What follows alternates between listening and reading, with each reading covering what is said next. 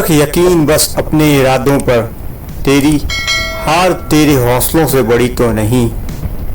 इस पूरी दुनिया में पक्षियों की 1000 प्रकार की प्रजाति होती है। सभी के 2 पंजे, सभी की 2 आँखें, सभी के 2 पंख और एक गर्दन होती है। लेकिन इन सब में एक पक्षी ऐसा होता है जिसकी पहचान बाकी सभी पक्षियों से अलग होती है, जो अपने आप पर आ जाए तो आसमान का सीना चीरकर हजारों मीटर ऊंचाई तक उड़ लेता है, जो खुद से कई गुना बड़े और भारी जानवरों को पंजों में दबाकर उड़ जाता है।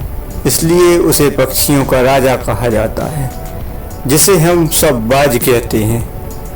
अगर आप भी इस दुनिया में एक सफल मुकाम हासिल करना चाहते हैं तो बाज बनो, लेकिन बाज को यह मुकाम हासिल करने के लिए कठिन ट्रेनिंग और दर्द सहने की आदत डालनी होती है। जहां बाकी पक्षियों के बच्चे सिर्फ चींची करना सीखते हैं, उसी उम्र में एक मादा बाज अपने बच्चों को पंजों में दबाकर हजारों मीटर आसमान की ऊंचाई में उड़ जाती है। वहां पर बच्चे को यह सिखाती है, तेरा जन्म आसमान का सीना चीरकर उसके ऊपर होने के लिए हुआ है। तेरा जन्म पक्षियों का राजा बनने के लिए हुआ है। जमीन से हजारों मीटर ऊंचाई पर मादा बाज अपने पंजों को खोल देती है। यहीं से शुरू होता है राजा बनने का सफर। वो बच्चा जमीन की तरफ तेजी से गिरने लगता है। यह बात बच्चे को समझ आने लगती है कि कुछ करना होगा, नहीं तो मौत निश्चित है। वह पूरी हिम्मत से अपनी आंखें खोलता है और पूरी ताकत लगाकर अपने पंख फड़फड़ाने लगता है, लेकिन वो अभी तक उड़ना नहीं सीखता।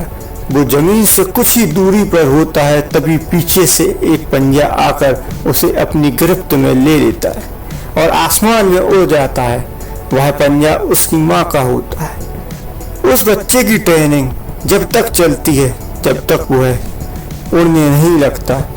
इतनी हाई रिस्क ट्रेनिंग के बाद दुनिया को एक बाज मिलता है।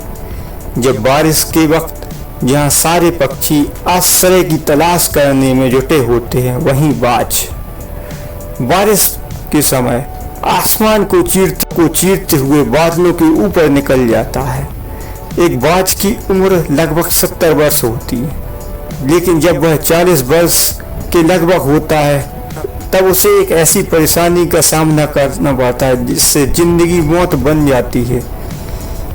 40 वर्ष की उम्र में उसकी चोंच इतनी मुड़ जाती है, उससे भोजन निगलने में बहुत परेशानी होती है। दूसरा, उसके पंख भी बहुत भारी हो जाते हैं, जिससे उसे उड़ने में बहुत परेशानी होती है।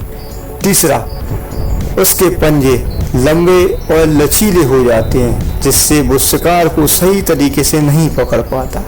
ऐसी स्थिति में बाज के पास सिर्फ 3 रास्ते होते हैं। पहला, खुद को मार ले या अपने शरीर का त्याग कर दे। दूसरा, दूसरों के छोड़े हुए भोजन पर निर्भर हो जाए। तीसरा, सबसे कठिन और दर्द से भरा रास्ता। लेकिन बाज तीसरे रास्ते को चुनता है। वह अपने पास की सबसे ऊंची चोटी पर पहुंचकर वहां अपना घोंसला बनाता है और फिर शुरू होता है परेशानियों को उखाड़कर आसमान में उड़ने का सफर शुरू। वह अपनी चोंच को एक पत्थर से बार बार मारकर तोड़ देता है। इस प्रक्रिया में वह खून और दर्द से लहूलुहान होकर परेशान हो जाता है। फिर इंतजार करता है नई चोंच आने का। नई चोंच आने पर वह अपनी चोंच से अपने पंखों को कतर देता है और इंतजार करता है नए पंख आने का। उसके साथ ही वह अपने पैरों के पंजों को भी अलग कर देता है और इंतजार करता है नए पंजों के आने का।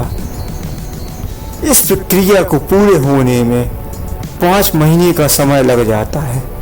वह 5 महीने दर्द को सहता है और कड़ी तपस्या से एक बाज का पुनः जन्म होता है। अब वो फिर से तैयार हो जाता है आसमान का सीना चीरकर उड़ने के लिए। जो 3 रास्ते बाज के पास थे, वह तीनों रास्ते हम सब लोगों के पास भी होते हैं, लेकिन कुछ लोग पहला रास्ता चुनकर अपनी परेशानियों में आकर सुसाइड कर लेते हैं और ज़्यादातर लोग दूसरा रास्ता चुनकर परेशानी आने पर अपने लक्ष्य से मुंह फेर कर एक नॉर्मल जिंदगी जीने लगते हैं। लेकिन जो लोग तीसरा रास्ता चुनते हैं अपने परेशानियों से डरते नहीं, मेहनत की दम पर बाज बनकर आसमान को छू लेते हैं। बुलंदियां उनके पैर छूती है और सारे जहां में उनका नाम होता है।